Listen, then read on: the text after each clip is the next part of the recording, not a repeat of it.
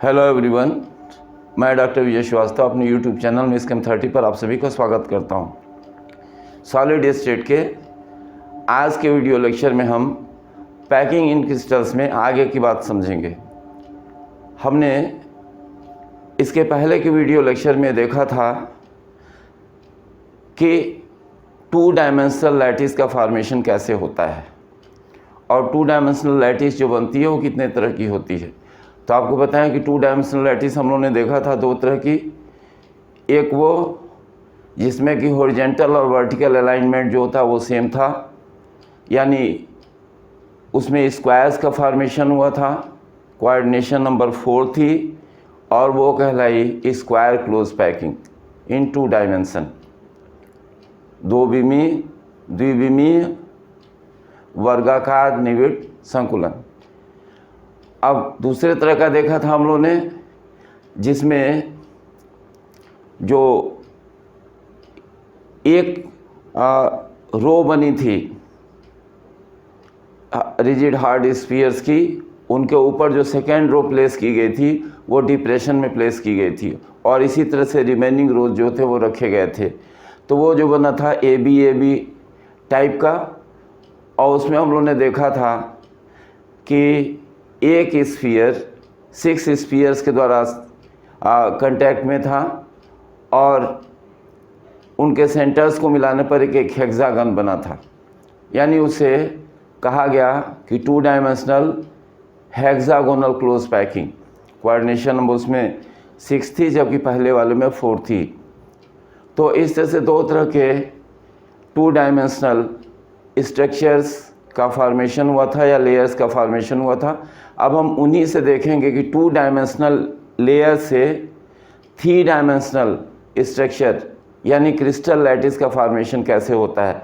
तो आपको बताएं कि जितने भी रियल क्रिस्टल स्ट्रक्चर्स होते हैं सभी 3D स्ट्रक्चर्स होते हैं, 3 डायमेंशनल स्ट्रक्चर्स होते हैं। तब चूँकि हमारे पास 2 तरह की पॉसिबिलिटी है, एक स्क्वायर क्लोज पैकिंग से और एक हेक्सागोनल क्लोज पैकिंग से, तो नेचुरली जो 3D लैटिस का फॉर्मेशन होगा वो इन दोनों से ही होगा, यानी स्क्वायर क्लोज पैकिंग से भी होगा और हेक्सागोनल क्लोज पैकिंग से भी होगा। तो हम देखते हैं पहले स्क्वायर क्लोज पैकिंग से 3D क्रिस्टल लैटिस का फॉर्मेशन कैसे होता है।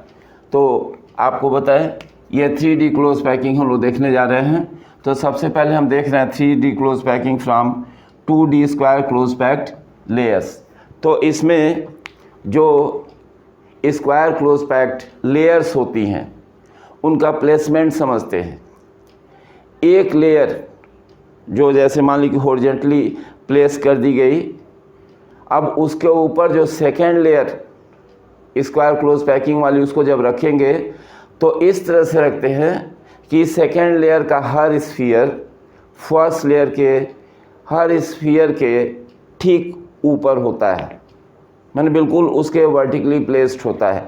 यानी जैसे हॉरिजॉन्टल और वर्टिकल अलाइनमेंट था स्क्वायर क्लोज पैकिंग के सिंगल लेयर में, इसी तरह से जैसे लेयर्स 1 बाय 1 एक दूसरे के ऊपर रखी जाएंगी तो हॉरिजॉन्टल और वर्टिकल अलाइनमेंट जो होगा वो बिल्कुल सेम होगा, यानी स्फीयर्स हॉरिजॉन्टली और वर्टिकली एक दूसरे के सामने होंगे, संरेखित होंगे। तो इस तरह का स्ट्रक्चर हम लोगों ने एक ये बनाया है 3D क्लोज पैकिंग का। इसमें देख रहे हैं कि ये हॉरिजॉन्टल हो गया और हॉरिजॉन्टल में जो लेयर्स बनेंगी ऐसे इस तरह से लेयर्स बनेंगी इधर से होते हुए, और वर्टिकल जब सेकेंड लेयर प्लेस करेंगे तो उसका अलाइनमेंट इस तरह से होगा। और इसके देख रहे हैं कि स्फीयर्स फर्स्ट लेयर की स्फीयर के ठीक ऊपर हैं, जैसे हैं सब इसके ठीक ऊपर ऐसे प्लेस्ड हैं इस तरह से। ये स्फीयर जो था इसके ऊपर ये वाला प्लेस्ड है, इस स्फीयर के ऊपर ये स्फीयर जो था वो प्लेस्ड है। तो इस तरह से देख रहे हैं कि एक के ऊपर एक जो था वो स्फीयर्स प्लेस्ड है। तो ये अगर एक लेयर को हम ए टाइप मान लें तो हम कह सकते हैं कि सेकेंड लेयर भी बिल्कुल ए टाइप ही होगी, थर्ड लेयर और सब्सिक्वेंट लेयर्स भी बिल्कुल ए टाइप ही होगी। तो इससे जो स्ट्रक्चर बनेगा हम कह सकते हैं बिल्कुल ए टाइप 3D क्रिस्टल लैटिस का फॉर्मेशन होगा, और जो लैटिस बनेगा वो होगा सिंपल क्यूबिक लैटिस, सरल घनीय जालक, ये बनेगा सिंपल क्यूबिक लैटिस। और इस क्यूबिक लैटिस में एक यूनिट सेल दिखाई गई है आपको। देखिए ये जो स्फीयर्स हैं एक दूसरे के जो कांटेक्ट में हैं, इनके सेंटर्स को ज्वाइन किया गया है। तो ज्वाइन करने पर पीछे का पोर्शन इसमें दिखाई नहीं दे रहा है, बिल्कुल एक क्यूब का फॉर्मेशन होता है।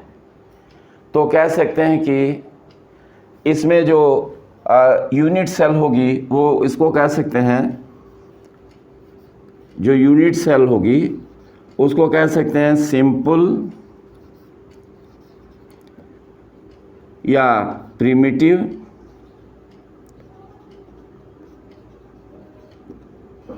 Cubic unit cell. तो ये जो होता है ये इसकी यूनिट सेल होगी, यानी इस तरह का जो 3 डायमेंशनल लैटिस बनेगा वो ए टाइप होगा। इसमें हॉरिजॉन्टल और वर्टिकल अलाइनमेंट होगा, और जो यूनिट सेल बनेगी वो सिंपल या प्रिमिटिव क्यूबिक यूनिट सेल होगी। तो ये इस तरह से हम लोगों ने देखा कि जो फर्स्ट 2 डायमेंशनल लेयर जो थी, यानी स्क्वायर क्लोज पैकिंग वाली जो लेयर थी, उससे 3D स्ट्रक्चर्स का फॉर्मेशन या लैटिस का फॉर्मेशन कैसे होता है। अब हम देखेंगे जो हेक्सागोनल क्लोज पैकिंग थी, 2 डायमेंशनल हेक्सागोनल क्लोज पैकिंग जो हुई थी, उस लेयर से 3D स्ट्रक्चर या कह सकते हैं कि क्रिस्टल लैटिस का फॉर्मेशन कैसे होता है।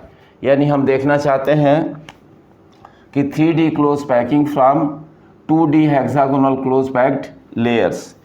तो इसमें जो प्लेसमेंट होगा उसके हिसाब से देखें तो एक चीज़ सबसे पहले हम देखेंगे कि जब सेकेंड लेयर को फर्स्ट लेयर के ऊपर रखते हैं तो क्या होता है, और फिर आगे चल कर के देखेंगे कि जब थर्ड लेयर को सेकेंड लेयर के ऊपर प्लेस करेंगे तो कैसा क्रिस्टल लैटिस बनता है। तो पहले हम देख रहे हैं इसमें कि जब सेकेंड लेयर को फर्स्ट लेयर के ऊपर रखते हैं, हेक्सागोनल जो क्लोज पैकिंग वाली 2 डायमेंशनल लेयर्स हैं उनको रखते हैं तो क्या होता है। तो इसमें 2 तरह की लेयर्स अलग अलग कलर से दिखलाई गई हैं। एक लेयर को हमने दिखलाया है ये ब्लू कलर से, और दूसरे को जो था वो रेड कलर से दिखाया गया है। तो रेड कलर की जो लेयर दिखाई गई है इसमें जो दिखाई दे रही है वो नीचे की लेयर है, और उसके ऊपर जो था ये ब्लू कलर जो था वो हार्ड स्फीयर्स रख करके हेक्सागोनल क्लोज पैकिंग जो लेयर है उसको प्लेस किया गया है। तो प्लेस कैसे करते हैं कि first hexagonal close pack layers को हॉरिजॉन्टली ऐसे मान ली कहीं प्लेस कर दिया, उसके ऊपर second hexagonal close packed 2 dimensional जो लेयर होती है वो उसको इस तरह से रखते हैं कि जो उसके स्फीयर्स होते हैं वो डिप्रेशंस में आते हैं, यानी फर्स्ट लेयर के जो डिप्रेशंस होते हैं, ट्रायंगुलर वायर्स जो बने होते हैं उनके ऊपर आते हैं। तो अब इस तरह से रखने पर हम थोड़ा सा आपको क्लियर करके बताएं। ज़रा देखिए इसमें कि जो सेकेंड लेयर के जो स्फीयर्स हैं वो इस तरह से प्लेस्ड हैं कि फर्स्ट लेयर की जो ट्रायंगुलर वायर्ड है, जैसे ये एक ट्रायंगुलर वायर्ड ये है फर्स्ट लेयर की, ये ट्रायंगुलर वायर्ड एक है फर्स्ट लेयर की, ये इस तरह से हम आपको दिखा रहे हैं से, ये ट्रायंगुलर वायर्ड है। इसके ऊपर ठीक जो होता है एक स्फीयर है सेकेंड लेयर का। तो देख रहे हैं कि कुछ ट्रायंगुलर वायर्ड्स जो होते हैं, जैसे ये वायर्ड है, ये वायर्ड है, ये वायर्ड है, ये वायर्ड है, ये वायर्ड्स जो होते हैं वो कवर्ड हो गए। जैसे ये वायर्ड भी है, ये वाइड कवर्ड हो गया, ये वाइड कवर्ड हो गया है, ये वाइड कवर्ड हो गया है, इस तरह से कह रहे हैं प्लेसमेंट के हिसाब से। तो ये देख रहे हैं कि जो वाइड्स हैं वो कवर्ड हो गए, ट्रायंगुलर वाइड्स कवर्ड हो गए हैं सेकेंड लेयर के हार्ड स्फीयर्स के द्वारा। तो इस तरह से देख रहे हैं कि जो ट्रायंगुलर वाइड जो कवर हो रहा है वो 4 स्फीयर्स के द्वारा कवर्ड हो रहा है। 3 स्फीयर्स एक प्लेन में हैं, ट्रायंगुलर वाइड बना रहे हैं, और उसके जस्ट ऊपर जो डिप्रेशन है उस पर जो था वो सेकेंड लेयर का जो था स्फीयर है। इसको सेपरेटली देखें तो इस तरह से हुआ कि 3 ये जो रेड कलर के स्फीयर्स हैं एक प्लेन में हैं, ट्रायंगुलर वाइड है इसका, जिसका एपेक्स डाउनवर्ड दिखाया गया यहाँ पर, और इसके ऊपर ब्लू कलर जो होता है वो सेकेंड लेयर का स्फीयर रखा हुआ है जो इसको कवर कर लेता है। तो इस तरह का जो वाइड बना, जो एम्प्टी स्पेस बना, जिसको हमने टी से रिप्रेजेंट किया है, ये टेट्राहेड्रल वाइड कहलाता है। इनमें 4 स्फीयर्स हैं इस वाइड को कवर करने के लिए, और इन 4 स्फीयर्स के सेंटर्स को अगर जो होता हम मिलाएं तो एक टेट्राहेड्रॉन या चतुष्फलक का फॉर्मेशन होता है। तो ये बताया कि इसमें टेट्राहेड्रल वाइड्स बनते हैं। और अब आगे आपको बताया इसमें कि वहीं कुछ ऐसे ट्रायंगुलर वाइड्स हैं फर्स्ट लेयर के जो कि सेकेंड लेयर के स्फीयर्स के द्वारा कवर नहीं होते हैं। तब उसमें कुछ वाइड्स हम आपको दिखा रहे हैं, जैसे एक वाइड ये है जिस पर हम मार्क कर रहे हैं यहाँ। तो ये जो वाइड है, इस वाइड की बात अगर करें, थोड़ा इसको जो था हम कवर कर दे रहे हैं इस तरह से, आप देख सकते हैं ये वाइड बना। इस वाइड को हम देख रहे हैं कि ये वाइड 6 स्फीयर से सराउंडेड है। ये 3 स्फीयर्स जो होती हैं वो रेड कलर की हैं, जो फर्स्ट लेयर की 3 स्फीयर्स हैं, और सेकेंड लेयर की जो 3 स्फीयर्स हैं ये ब्लू कलर्ड हैं, ऐसे दिखा रहे हैं आपको। ये सेकेंड स्फीयर है और ये थर्ड स्फीयर है, फिर भी बीच में ये थोड़ा सा प्लेस जो था वो रह गया। तो इस एम्प्टी स्पेस को हम कहते हैं ऑक्टाहेड्रल वाइड। हमने थोड़ा सा इसको सेपरेटली दिखाने की कोशिश की है। फर्स्ट लेयर जो रेड कलर से दिखाई गई है, इससे ट्रायंगुलर वाइड बना हुआ है, और उसके ऊपर जब ये सेकेंड लेयर के स्फीयर्स जब प्लेस होते हैं तो ये इस ट्रायंगुलर वाइड को कवर नहीं कर पाते हैं। और इसमें पोजीशन क्या होती है कि फर्स्ट लेयर के ट्रायंगुलर वाइड का एपेक्स डाउनवर्ड है, तो सेकेंड लेयर के ट्रायंगुलर वाइड का एपेक्स जो था वो अपवर्ड, यानी अपोजिट होते हैं एक दूसरे के, और एक दूसरे को कवर नहीं कर पाते हैं। तो 6 स्फीयर्स के द्वारा सराउंडेड ये जो वाइड बनता है इसे हम कहते हैं ऑक्टाहेड्रल वाइड। तो इस तरह से हमने आपको बताया कि tetrahedral wides hexagonal close packing में प्राप्त होते हैं, सेकेंड लेयर को जब फर्स्ट लेयर के ऊपर प्लेस करते हैं तो, और उसी तरह से जो ऑक्टाहेड्रल वाइड्स हैं वो भी प्राप्त होते हैं। तो आप ये जो फिगर बना हुआ है इस पर बोर्ड पर, आप उसे बना तो नहीं सकते इस तरह से जैसे बनाया गया है, आप इसका स्क्रीनशॉट ले लीजिए और फिर थोड़ी और बातें मैं इसके बारे में आपको बता रहा हूँ। तो हम आपको बताने जा रहे हैं कि ये जो पैकिंग हुई है हेक्सागोनल, इस पैकिंग में जो रिजिड स्फीयर्स की नंबर है और जो वाइड्स बनते हैं उनमें क्या कोरिलेशन होता है, उनकी नंबर्स में कोई कोरिलेशन होता है या नहीं होता है।